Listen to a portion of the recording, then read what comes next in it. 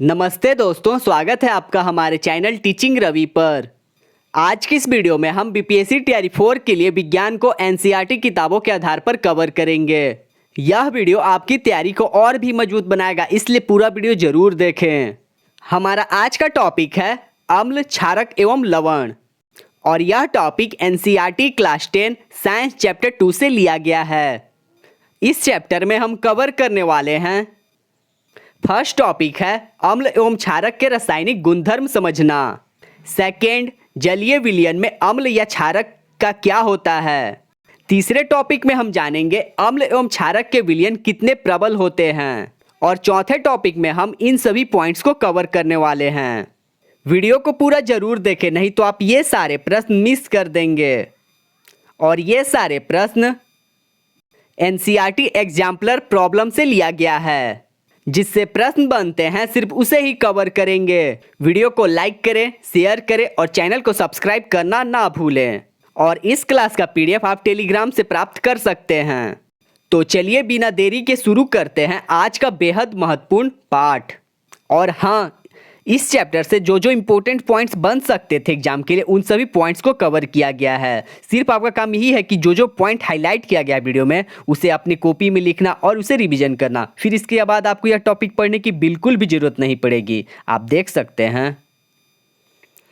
अगर आप वीडियो देखने के बाद अगर आप संतुष्ट ना हो तो इसका पीडीएफ आपको टेलीग्राम पर भेज दिया जाएगा। आप वहाँ से भी अपने से भी इसे पढ़ सकते हैं।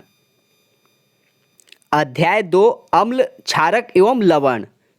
चैप्टर शुरू करने से पहले थोड़ा इसका बेसिक समझ लेते हैं, फिर इसके बाद हम इम्पोर्टेंट पॉइंट्स को ही कवर करेंगे।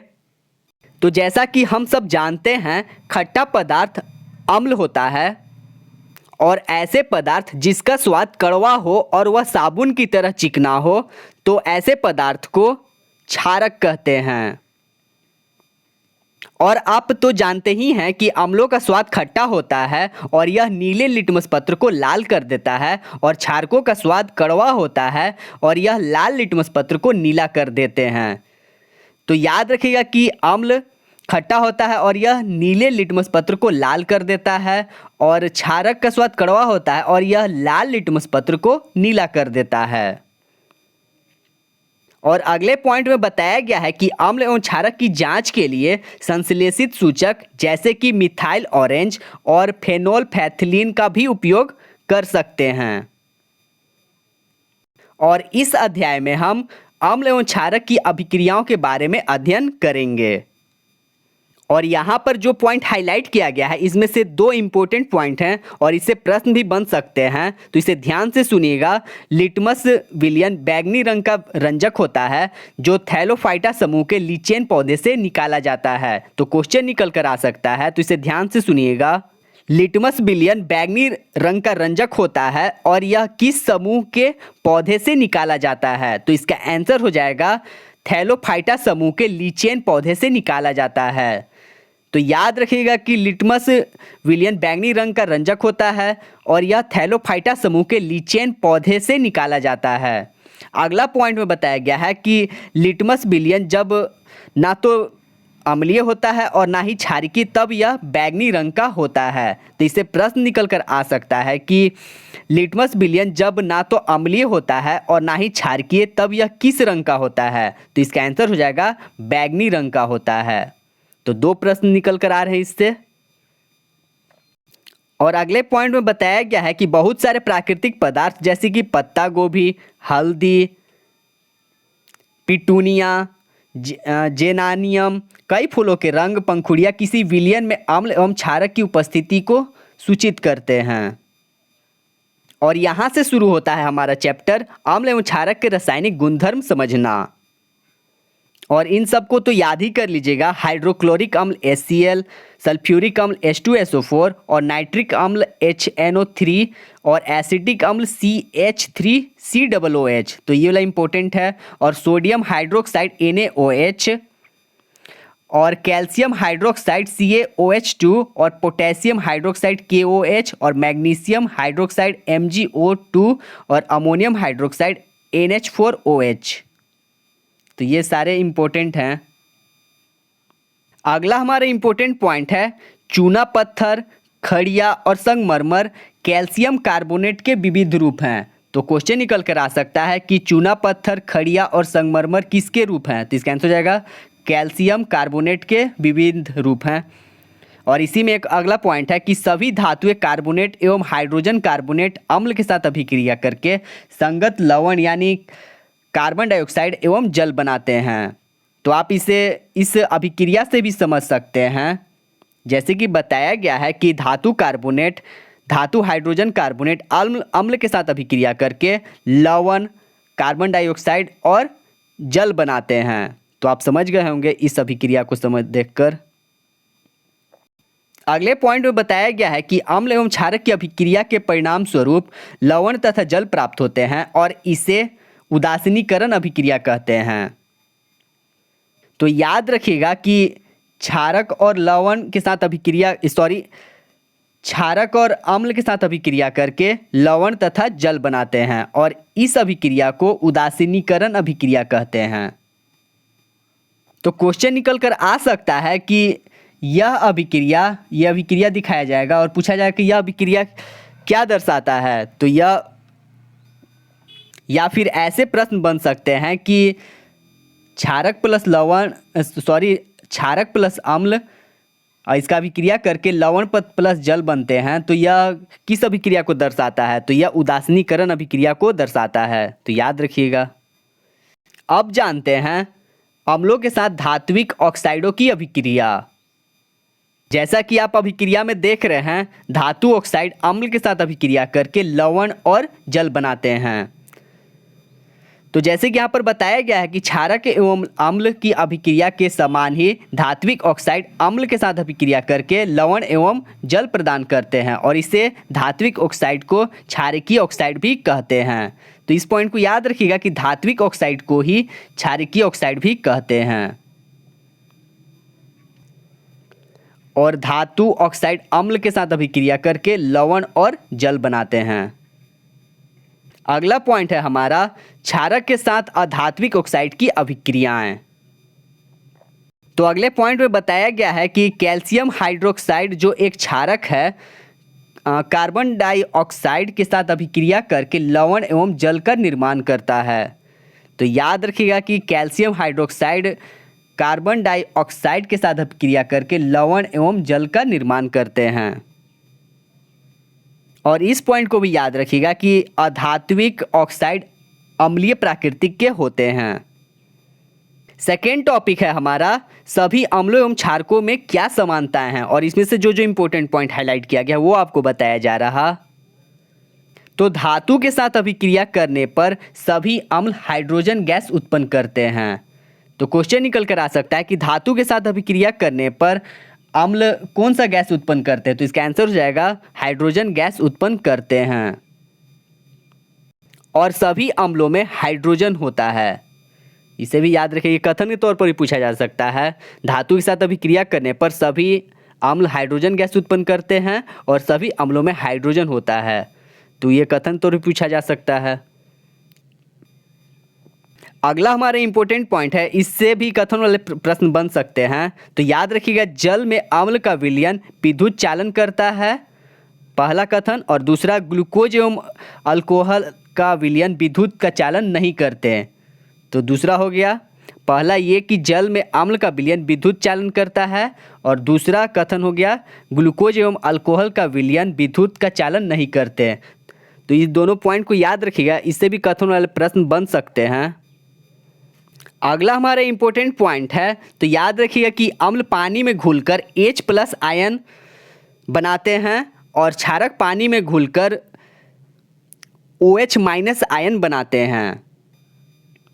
तो याद रखिएगा कि सभी अम्ल हाइड्रोजन आयन उत्पन्न करते हैं, जैसे कि HCl, Cl, HNO3 में NO3, CH3 COOH में CH3 COO और H2SO4 में SO4 होते हैं।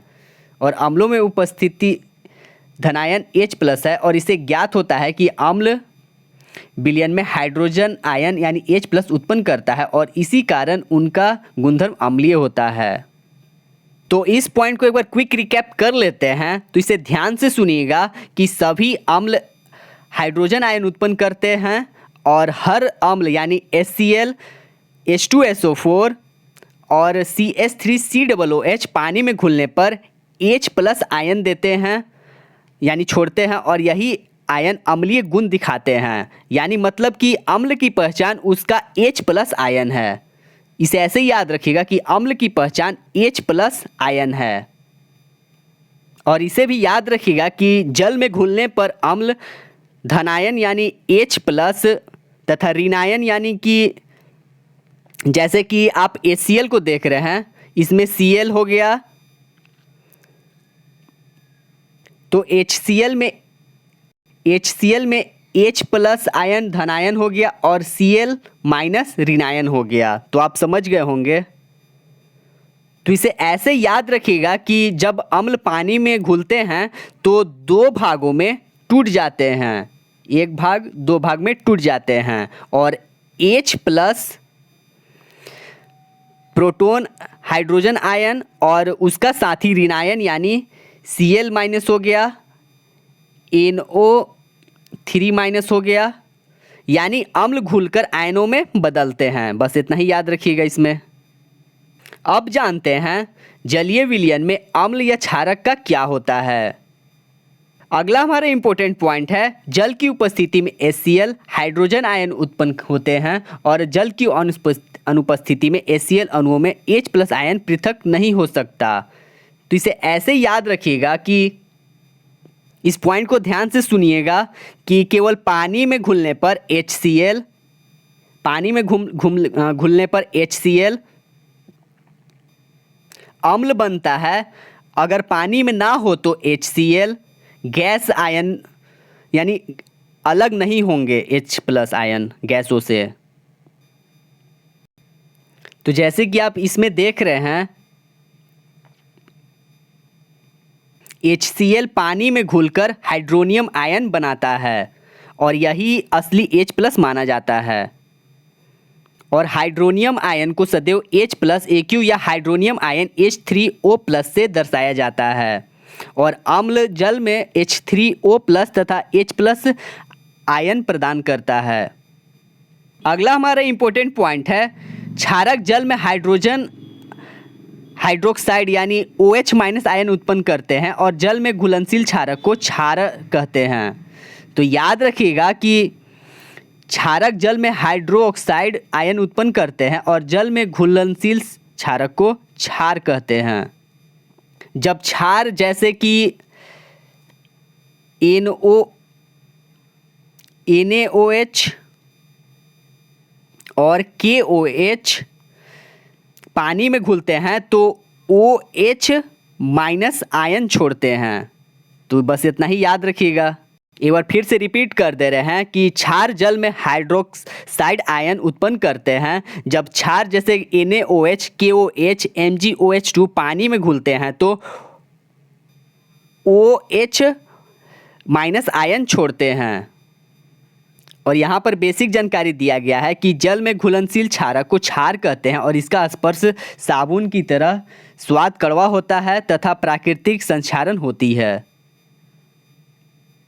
अगले पॉइंट में बताया गया है कि सभी अम्ल जल में H+ तथा सभी क्षार जल में OH- आयन उत्पन्न करते हैं और यही अम्ल एवं क्षारक की सबसे बड़ी पहचान है। तो याद रखिएगा कि सभी अम्ल जल में H+ तथा सभी क्षार जल में OH- आयन उत्पन्न करते हैं और यही अम्ल और क्षार की सबसे बड़ी पहचान है। अगला हमारा बेसिक जानकारी दिया गया है कि जल में अम्ल या क्षारक के घुलने की प्रक्रिया अत्यंत ऊष्माक्षेपी है और जब अम्ल क्षार पानी में घुलते हैं तो बहुत गर्मी निकलती है। अगला हमारा इंपॉर्टेंट पॉइंट है, जल में अम्ल या क्षारक मिलने पर आयन की सांद्रता H3O+ और OH- में प्रति इकाई आयतन की कमी हो जाती है और इस प्रक्रिया को तनुकरण कहते हैं एवं अम्ल या क्षारक तनुकृत होते हैं।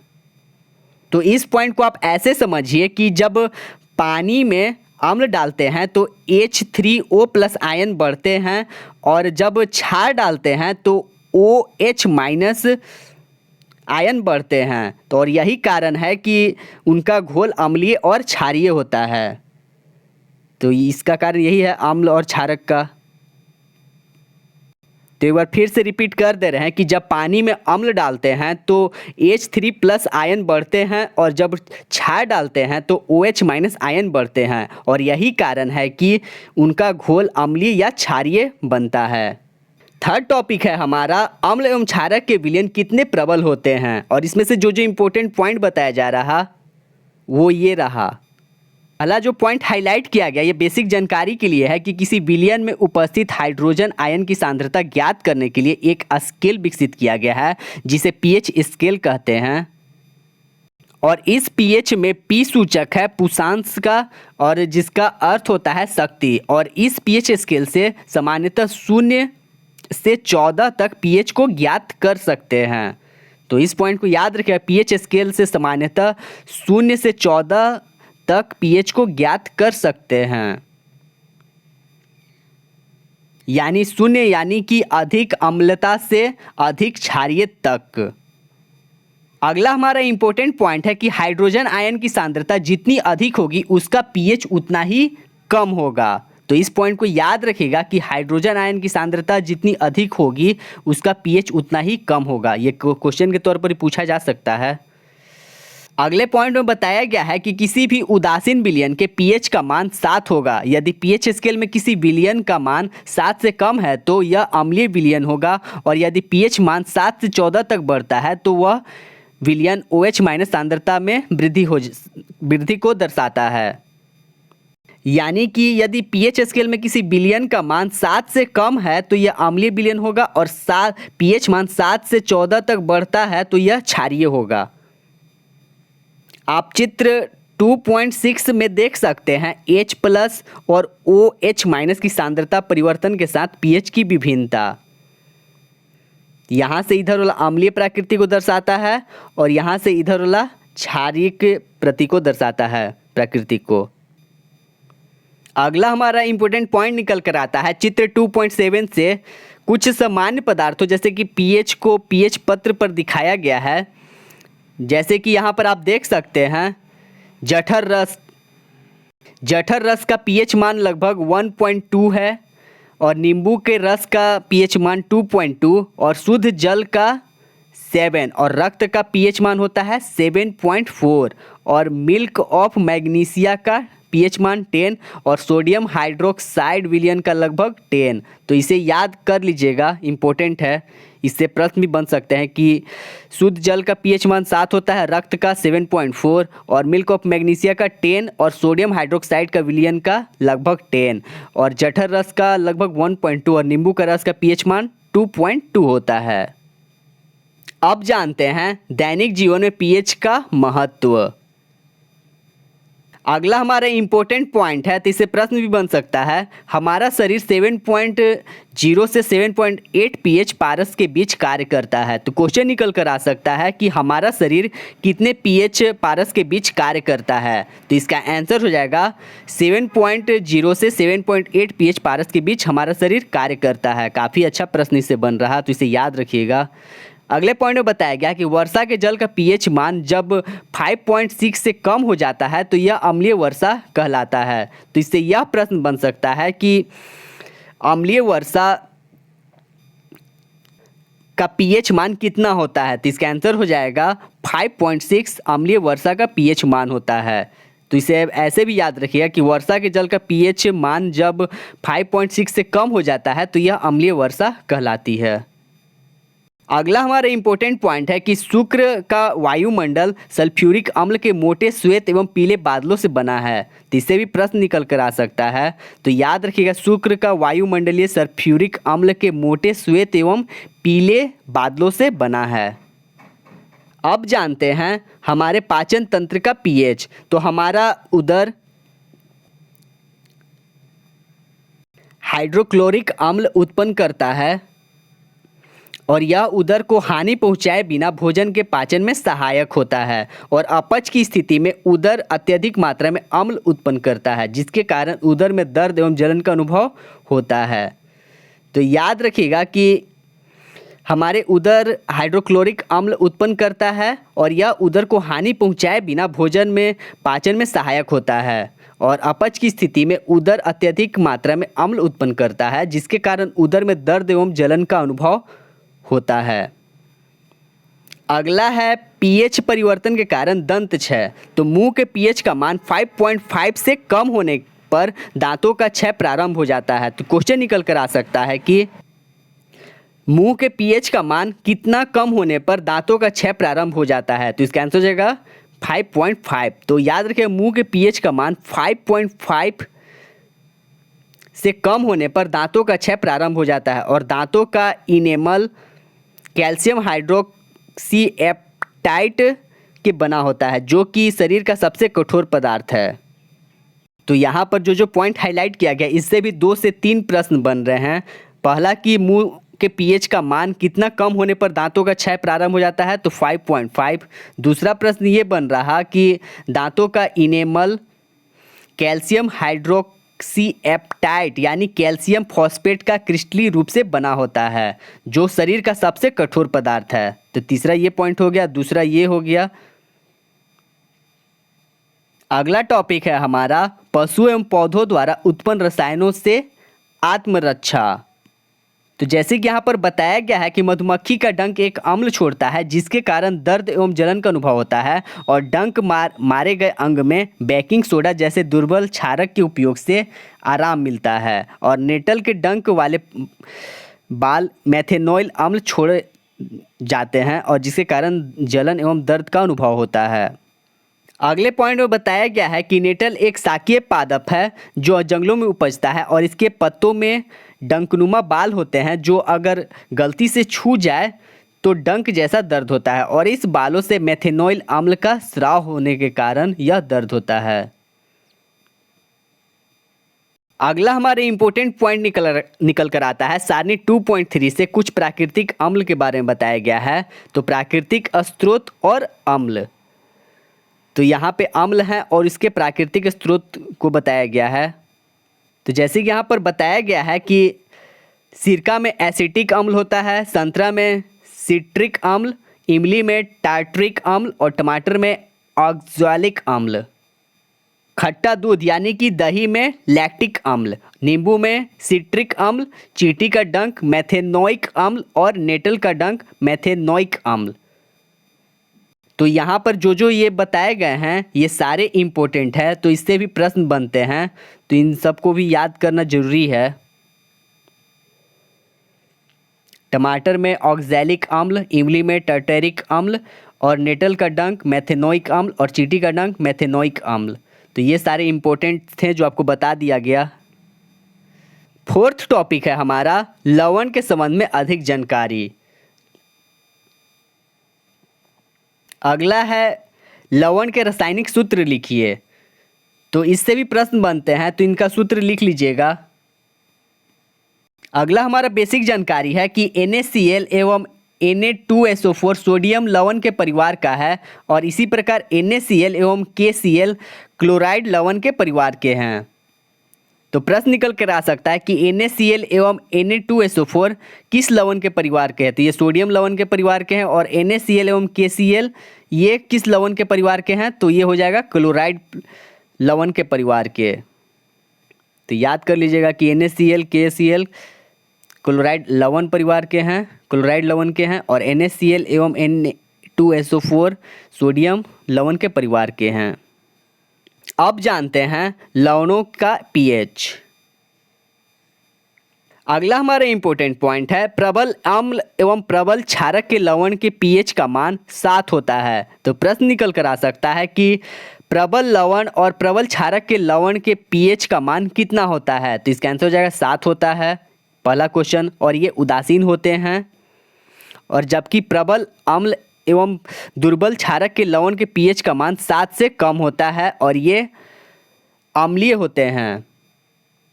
और प्रबल क्षारक एवं दुर्बल अम्ल के पीएच का मान 7 से अधिक होता है तथा ये क्षारकीय होते हैं।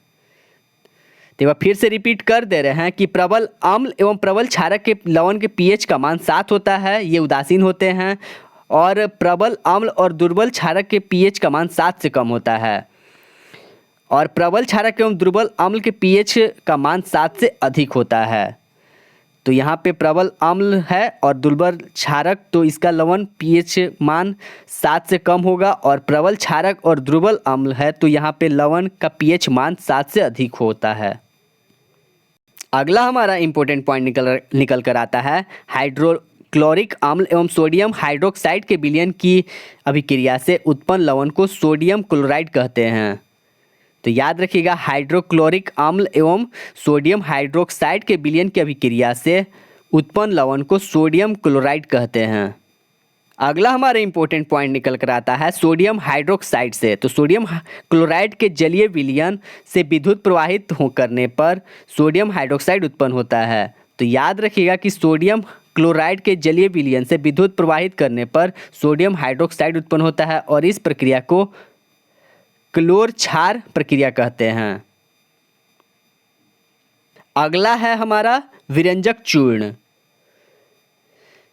तो जैसे कि यहाँ पर हाईलाइट किया गया है कि जलीय सोडियम क्लोराइड के विद्युत अपघटन से क्लोरीन का निर्माण होता है, और यह क्लोरीन गैस का उपयोग विरंजक चूर्ण के उत्पादन के लिए किया जाता है। और शुष्क बुझा हुआ चूना CaOH2 पर क्लोरीन की क्रिया से विरंजक चूर्ण का निर्माण होता है। तो याद रखिएगा कि विरंजक चूर्ण का निर्माण शुष्क यानी बुझा हुआ चूना CaOH2 पर क्लोरीन की क्रिया करने से विरंजक चूर्ण का निर्माण होता है। तो एक बार क्विक रिकैप कर लेते हैं कि जलीय सोडियम क्लोराइड के विद्युत अपघटन से क्लोरीन का निर्माण होता है, और क्लोरीन गैस का उपयोग विरंजक चूर्ण के उत्पादन के लिए किया जाता है, और विरंजक चूर्ण का निर्माण शुष्क बुझा हुआ चूना पर क्लोरीन की क्रिया से विरंजक चूर्ण का निर्माण होता है। अब जानते हैं विरंजक चूर्ण का उपयोग। तो वस्त्र उद्योग में सूती एवं लेनिन के विरंजक के लिए, कागज़ की फैक्ट्री में लकड़ी की मज्जा एवं लॉन्ड्री में साफ कपड़ों के विरंजक के लिए किया जाता है, और कई रासायनिक उद्योगों में एक उपचार के रूप में और पीने वाले पानी के जलीय जीवाणु से मुक्त करने के लिए किया जाता है। तो विरंजक चूर्ण का उपयोग पीने वाले जल को जीवाणु से मुक्त करने के लिए किया जाता है, और कई रासायनिक उद्योगों में एक उपचारक के रूप में, और वस्त्र उद्योग में सूती एवं लेनिन के विरंजक के लिए, कागज़ की फैक्ट्री में लकड़ी की मज्जा एवं लॉन्ड्री में साफ कपड़ों के विरंजक के लिए किया जाता है। अगला है बेकिंग पाउडर। तो बेकिंग सोडा का उपयोग आमतौर पर रसोई घर में स्वादिष्ट खास्ता, पकौड़ी आदि बनाने के लिए किया जाता है, और इस यौगिक का रासायनिक नाम है सोडियम हाइड्रोजन कार्बोनेट यानी NaHCO3। तो याद रखिएगा कि बेकिंग सोडा का उपयोग आमतौर पर रसोई घर में स्वादिष्ट खास्ता, पकौड़े आदि बनाने के लिए किया जाता है, और बेकिंग सोडा का यौगिक का रासायनिक नाम है सोडियम हाइड्रोजन कार्बोनेट। तो ये इंपॉर्टेंट है, इसे याद रखिएगा। अब जानते हैं बेकिंग सोडा का उपयोग। तो बेकिंग पाउडर बनाने में जो baking soda, sodium hydrogen carbonate एवं टार्टेरिक अम्ल जैसे कि एक मंद खाद्य अम्ल का मिश्रण है, जब बेकिंग पाउडर को गर्म किया जाता है तो यह जल में मिलाया जाता है, तो यह निम्न अभिक्रिया होती है। CO2 H2O और अम्ल का सोडियम लवण बनता है, और इस अभिक्रिया से उत्पन्न कार्बन डाइऑक्साइड के द्वारा पाव रोटी या केक में खमीर उठाया जा सकता है यानी फुलाया जा सकता है, और सोडियम हाइड्रोजन कार्बोनेट भी एंटासिड का एक संघटक है, और क्षारीय होने के कारण यह पेट में अम्ल की अधिकता को उदासीन करके राहत पहुंचाता है, और इसका उपयोग सोडा अम्ल अग्निशामक में भी किया जाता है। अगला है धोने का सोडा। तो Na2CO3 10H2O धोने का सोडा एक रासायनिक है जिससे सोडियम क्लोराइड से प्राप्त किया जा सकता है, और बेकिंग सोडा को गर्म करके सोडियम कार्बोनेट प्राप्त किया जाता है। तो याद रखिएगा कि बेकिंग सोडा को गर्म करके सोडियम कार्बोनेट प्राप्त किया जा सकता है। अब जानते हैं धोने के सोडे के उपयोग।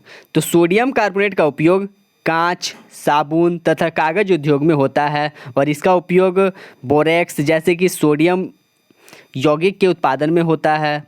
और सोडियम कार्बोनेट का उपयोग घरों में साफ सफाई के लिए होता है। और जल की अस्थायी कठोरता को हटाने के लिए इसका उपयोग किया जाता है, धोने के सोडे का उपयोग। अगला हमारा इंपॉर्टेंट पॉइंट है, जलीय कॉपर सल्फेट का रासायनिक सूत्र CuSO4 5H2O है। तो याद रखिएगा कि जलीय कॉपर सल्फेट का रासायनिक सूत्र CuSO4 × 5H2O होता है। अगला हमारा इंपॉर्टेंट पॉइंट है, जिप्सम एक अन्य लवण है जिसमें क्रिस्टलन का जल होता है, जिसमें क्रिस्टलन के जल के 2 अणु होते हैं और इसका रासायनिक सूत्र होता है CuSO4 2H2O। तो याद रखिएगा क्रिस्टलन के जल के 2 अणु होते हैं और इसका रासायनिक सूत्र होता है क्रिस्टलन का रासायनिक सूत्र CaSO4 2H2O। याद रखिएगा। अगला है प्लास्टर ऑफ पेरिस। तो जिप्सम को 373 के पर गर्म करने पर यह जल के अणुओं का त्याग कर कैल्शियम सल्फेट यानी अर्ध हाइड्रेट या हेमीहाइड्रेट बनाता है और इसे प्लास्टर ऑफ पेरिस कहते हैं। तो एक बार क्विक रिकैप कर लेते हैं। तो जिप्सम को 373 केल्विन पर गर्म करने पर यह जल के अणुओं का त्याग कर कैल्शियम सल्फेट अर्ध हाइड्रेट या हेमीहाइड्रेट यानी CaSO4 ½ बनाता है, इसे प्लास्टर ऑफ पेरिस कहते हैं। तो याद रखिएगा प्लास्टर ऑफ पेरिस का रासायनिक सूत्र होता है CaSO4 × ½ और इस पदार्थ का उपयोग डॉक्टर टूटी हुई हड्डियों को सही जगह पर स्थिर रखने के लिए करते हैं। और प्लास्टर ऑफ पेरिस एक सफ़ेद चूर्ण है जो जल मिलाने पर यह पुनः जिप्सम बनकर कठोर ठोस पदार्थ प्रदान करता है। और प्लास्टर ऑफ पेरिस का उपयोग खिलौना बनाने, सजावट का सामान एवं सतह को चिकना बनाने के लिए किया जाता है। तो इसी पॉइंट के साथ हमारा यह चैप्टर कंप्लीट होता है और ये वाला पॉइंट काफ़ी इम्पोर्टेंट है। ये वाला, इससे प्रश्न हमेशा बनते हैं एग्ज़ाम में। तो उम्मीद करते हैं कि आपको क्लास पसंद आई हो और मेरे हिसाब से जो इम्पोर्टेंट पॉइंट्स था वो आपको हाईलाइट करके बता दिया गया। अब चलते हैं प्रश्नों की ओर। अगर आप संतुष्ट ना हो तो आप इसे अपने से भी पढ़ सकते हैं। और हाँ, ये सारे प्रश्न इम्पोर्टेंट है एग्ज़ाम के लिए।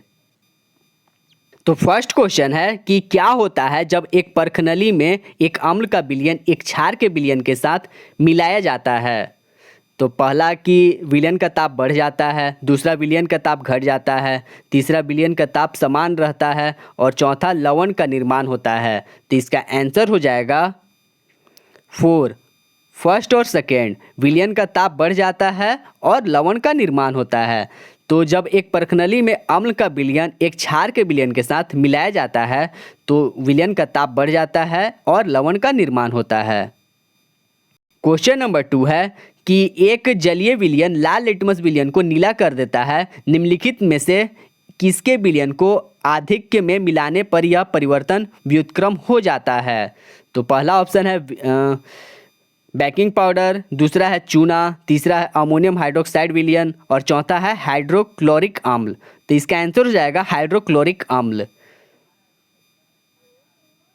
थर्ड क्वेश्चन है कि एक आर्द्र दिन में हाइड्रोजन क्लोराइड गैस के विरेचन के दौरान गैस को सामान्यतः कैल्शियम क्लोराइड युक्त रक्षित नली से गुजारा जाता है और रक्षित नली में लिए गए कैल्शियम क्लोराइड का कार्य है। तो इसका मुक्त गैस को अवशोषित करना नहीं, गैस को नमी प्रदान करना नहीं, गैस से नमी को अवशोषित करना। तो इसका आंसर हो जाएगा गैस को नमी से अवशोषित करना। तो एक आर्द्र दिन में हाइड्रोजन क्लोराइड गैस के विरेचन के दौरान गैस को सामान्यतः कैल्शियम क्लोराइड युक्त रक्षित नली से गुजारा जाता है। तो रक्षित नली में लिए गए कैल्शियम क्लोराइड का कार्य गैस से नमी को अवशोषित करना है। इसका आंसर हो जाएगा सी। अगला हमारा क्वेश्चन है 4 कि निम्नलिखित में से कौन सा लवण क्रिस्टलीकरण जल नहीं रखता है। तो इसका आंसर हो जाएगा बेकिंग सोडा। तो बेकिंग सोडा क्रिस्टलीकरण जल नहीं रखता। याद रखिएगा बेकिंग सोडा क्रिस्टलीकरण जल नहीं रखता। पांचवा हमारा क्वेश्चन है कि सोडियम कार्बोनेट क्षारकीय लवण है क्योंकि यह लवण है। तो इसका आंसर बताना है। तो प्रबल अम्ल तथा प्रबल क्षारक है, नहीं। दुर्बल अम्ल तथा दुर्बल क्षारक है, नहीं। प्रबल अम्ल तथा दुर्बल क्षारक है, नहीं। तो सोडियम कार्बोनेट क्षारकीय लवण है क्योंकि यह दुर्बल अम्ल तथा प्रबल क्षारक है। ये आपको बताया गया था, अगर आपको याद आ रहा हो तो। अगला हमारा क्वेश्चन है कि दांत के एनिमल में कैल्शियम फॉस्फेट होता है, इसकी प्राकृतिक है। तो क्षारकीय है, सही। अम्लीय नहीं, उदासीन नहीं, उभयधर्मी नहीं। तो बहुत अच्छा क्वेश्चन है। तो याद रखिएगा कि दांत के एनिमल में कैल्शियम फॉस्फेट होता है, इसकी प्राकृतिक क्षारकीय होती है। क्वेश्चन नंबर 7 है कि मृदा के एक नमूने को जल में मिश्रित किया गया तथा इसे स्थिर छोड़ दिया गया और स्वच्छ अधिपल्लवी विलयन पीएच पत्र को पीला नारंगी कर देता है। निम्नलिखित में से कौन सा पीएच पत्र के रंग को हरा नीला कर देगा? तो इसका आंसर हो जाएगा 1% अम्ल पीएच पत्र को रंग को हरा नीला कर देगा। अगला हमारा क्वेश्चन है कि निम्नलिखित में से कौन सा अम्लीय सामर्थ्य का बढ़ता हुआ सही क्रम है? तो जल, एसिटिक अम्ल, हाइड्रोक्लोरिक अम्ल। तो इसका आंसर हो जाएगा ए। क्वेश्चन नंबर 9 है कि एक विद्यार्थी के हाथ पर दुर्घटनावश सांद्र अम्ल की कुछ बूंदें गिर जाती है, उसे क्या करना चाहिए? तो इसका डायरेक्ट आंसर बताया जा रहा, नहीं तो ऐसे वीडियो ज़्यादा लंबा हो जाएगा। हाथ को जल की अधिक मात्रा से धोएं ताकि सोडियम हाइड्रोजन कार्बोनेट का पेस्ट लगा लें। इसका आंसर हो जाएगा बी। 10वां क्वेश्चन है कि सोडियम हाइड्रोजन कार्बोनेट को जब एसिटिक अम्ल में मिलाते हैं तो एक गैस निकलती है और मुक्त गैस के संदर्भ में कौन सा कथन सत्य है? जिसका सत्य कथन बताना है। तो इसका आंसर हो जाएगा फर्स्ट, यह चूने के पानी को दूधिया कर देता है, सही है। दूसरा, यह जलती हुई तिल्ली को बुझा देती है, ये भी सही है। और तीसरा कि यह सोडियम हाइड्रोक्साइड के विलयन में घुल जाती है। तो इसका आंसर हो जाएगा बी। फर्स्ट, सेकेंड, थर्ड सारे सही हैं और ये गलत है। अगला क्वेश्चन है कि सामान्य लवण रसोई में उपयोग किए जाने के अतिरिक्त किसके निर्माण में कच्चे माल के रूप में उपयोग में आता है? तो इसका आंसर आपको डायरेक्ट बताया जा रहा, धावन सोडा और बेकिंग सोडा। तो इसका आंसर हो जाएगा सी, फर्स्ट और थर्ड। तो याद रखिएगा, सामान्य लवण रसोई में उपयोग किए जाने वाले अतिरिक्त इसके निर्माण में कच्चे माल के रूप में उपयोग होता है धावन सोडा और बेकिंग सोडा। 12वां क्वेश्चन है कि बेकिंग पाउडर का एक अवयव सोडियम हाइड्रोजन कार्बोनेट है और इसका अवयव है। तो इसका आंसर आपको डायरेक्ट बताया जा रहा, बेकिंग सोडा का अवयव सोडियम हाइड्रोजन कार्बोनेट है, तो इसका अवयव होगा टर्टेरिक अम्ल। इसका आंसर हो जाएगा बी। क्वेश्चन नंबर 13 है कि दंत क्षय रोकने के लिए हमें निम्नलिखित रूप से दांतों को ब्रश करने की सलाह दी जाती है और सामान्यतः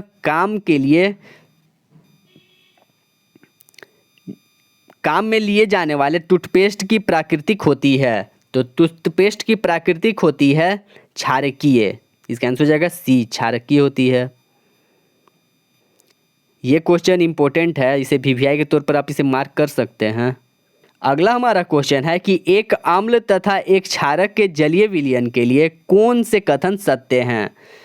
तो पीएच जितनी उच्च होगी अम्ल उतना दुर्बल होगा, तो ये सत्य है। पीएच जितनी कम होगी क्षारक उतना ही दुर्बल होगा, तो ये भी सत्य है। तो इसका आंसर हो जाएगा डी, सेकेंड और फोर्थ सही है।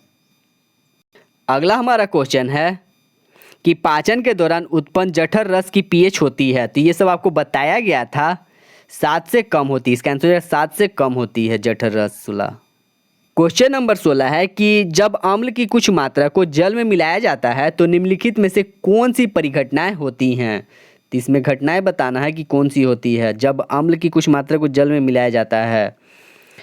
तो इसका आंसर हो जाएगा आयनीकरण होता है और तनुता होती है। इसका आंसर हो जाएगा बी, फर्स्ट और थर्ड। अगला हमारा क्वेश्चन है कि दृष्टि दोष युक्त विद्यार्थी के लिए निम्नलिखित में से किसको अम्ल क्षारक सूचक के रूप में प्रयुक्त कर सकते हैं? तो इसका आंसर हो जाएगा वैनिला सत्य। तो इसका आंसर हो जाएगा सी, वैनिला सत्य। क्वेश्चन नंबर 18, निम्नलिखित में से कौन सा पदार्थ तनु अम्ल के साथ उपचार पर कार्बन डाइऑक्साइड नहीं देगा? तो इसका आंसर हो जाएगा चूना। 18 का आंसर हो जाएगा डी। याद रखिएगा कि चूना पदार्थ तनु अम्ल के साथ उपचार पर कार्बन डाइऑक्साइड नहीं देगा। अगला हमारा क्वेश्चन है कि निम्नलिखित में से कौन सा अम्लीय प्राकृतिक है? नींबू का रस, मानव रक्त, चूने का पानी, प्रति अम्ल। इसका आंसर हो जाएगा नींबू का रस। क्वेश्चन नंबर 20 है कि विद्युत अपघट्य के द्वारा विद्युत चालन के प्रदर्शन के प्रयास के लिए निम्नलिखित उपकरण चित्र 2.1 लगाया गया। निम्नलिखित में से कौन सा कथन सत्य है? तो इसमें सत्य कथन को पहचानना है। तो बल्ब नहीं चमकेगा क्योंकि विद्युत अपघट्य अम्लीय नहीं है। बल्ब चमकेगा क्योंकि NaOH एक प्रबल क्षार है तथा चालन के लिए आयन उपलब्ध कराएगा। और बल्ब नहीं चलेगा क्योंकि परिपथ अपूर्ण है। और 4 है कि बल्ब नहीं चमकेगा क्योंकि यह विद्युत अपघट्य के विलयन के प्रकार पर निर्भर करता है। तो इसका आंसर हो जाएगा सेकेंड, सी। इसका आंसर हो जाएगा सी, केवल 2। बल्ब चमकेगा क्योंकि NaOH का प्रबल क्षार है तथा चालन के लिए आयन उपलब्ध कराएगा। क्वेश्चन नंबर 21 है कि गोल्ड को घोलने के लिए निम्नलिखित में से कौन सा उपयोग किया जाता है? तो हाइड्रोक्लोरिक अम्ल, सल्फ्यूरिक अम्ल, नाइट्रिक अम्ल, एक्वा रिजिया। इसका आंसर हो जाएगा D, aqua regia.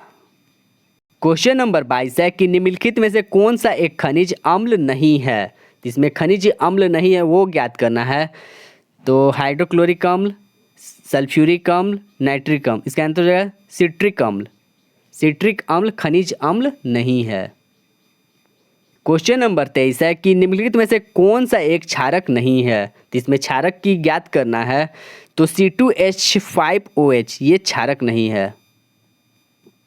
Question number 24 है कि निम्नलिखित में से कौन सा कथन सत्य है नहीं है? तो प्रत्येक धातु कार्बोनेट अम्ल से अभिक्रिया कर लवण, जल तथा कार्बन डाइऑक्साइड देते हैं। और प्रत्येक धातु धातु ऑक्साइड जल से अभिक्रिया पर लवण तथा अम्ल देते हैं। और कुछ धातु अम्लों से क्रिया पर लवण तथा हाइड्रोजन देते हैं। और कुछ अधात्विक ऑक्साइड जल से क्रिया पर अम्ल बनाते हैं। तो इसका आंसर आप बताइए क्या होगा? तो इसका आंसर हो जाएगा बी, प्रत्येक धातु ऑक्साइड जल से अभिक्रिया पर लवण तथा अम्ल देते हैं। आपको ये बताया गया था पॉइंट। अगला हमारा क्वेश्चन है कि सुमेल कीजिए, पदार्थों का सुमेल बी से उनके अनुप्रयोग से कीजिए। आपको जैसा कि याद होगा धावन सोडा प्रति अम्ल, धावन सोडा प्रति अम्ल हो जाएगा। इसका आंसर हो जाएगा सी का 4 सही सेट है, सी का 4। तो इसे मैच कर लेते हैं एक बार। बेकिंग पाउडर का हो जाएगा विरंजक, और बेकिंग सोडा का हो जाएगा प्रति अम्ल, और धावन सोडा का हो जाएगा कांच का विरचन, और सोडियम क्लोराइड का हो जाएगा H2 तथा Cl2 का उत्पादन। तो इसका आंसर हो जाएगा सी। आप एक बार अपने से भी चेक कर लीजिएगा। क्वेश्चन नंबर 26 है कि समान सांद्रता वाले हाइड्रोक्लोरिक अम्ल तथा सोडियम हाइड्रोक्साइड विलयन के समान आयनों को मिश्रित किया गया तथा परिणाम विलयन को pH को एक pH पेपर द्वारा जांचा गया। तो कौन सा रंग प्राप्त होगा? तो इसका रंग बताना है। तो इसका आंसर हो जाएगा पीला और हरा, सी हो जाएगा इसका आंसर, पीला और हरा। अगला हमारा क्वेश्चन है कि जब HCl को जल से गुजारते हैं तो निम्नलिखित में से कौन सा कथन सत्य है? तो इसका सत्य ज्ञात करना है, कौन सा होगा? तो यह विलयन में आयनित होता है, सही है। और यह जल के अणु से संयोग के कारण विलयन में हाइड्रोनियम आयन बनाता है। तो इसका आंसर हो जाएगा सी। तो इसे ध्यान से सुनिएगा कि यदि HCl गैस एक सहसंयोगी यौगिक है तो यह जलीय विलयन में H+ तथा Cl- आयनों में आयनित होता है। आपको ये बताया गया था। अगला हमारा क्वेश्चन है कि अम्लों के लिए निम्नलिखित में से कौन सा कथन सत्य है। तो खट्टे नीले लिटमस को लाल कर देते हैं, तो ये सही है। कड़वे लाल लिटमस को नीला करते हैं, नहीं, ये सही होगा। ये गलत है, ये गलत है। इसका आंसर हो जाएगा सी, खट्टे नीले लिटमस को लाल कर देते हैं। अगला हमारा क्वेश्चन है कि हाइड्रोक्लोरिक अम्ल के तनु जलीय विलयन में निम्नलिखित में से कौन उपस्थित होंगे। तो इसका आंसर हो जाएगा H3O+ प्लस Cl-। तो इसका आंसर हो जाएगा ए। अगला हमारा क्वेश्चन है कि क्लोर क्षारक प्रक्रम में अभिक्रिया के सही प्रदर्शन को पहचानिए।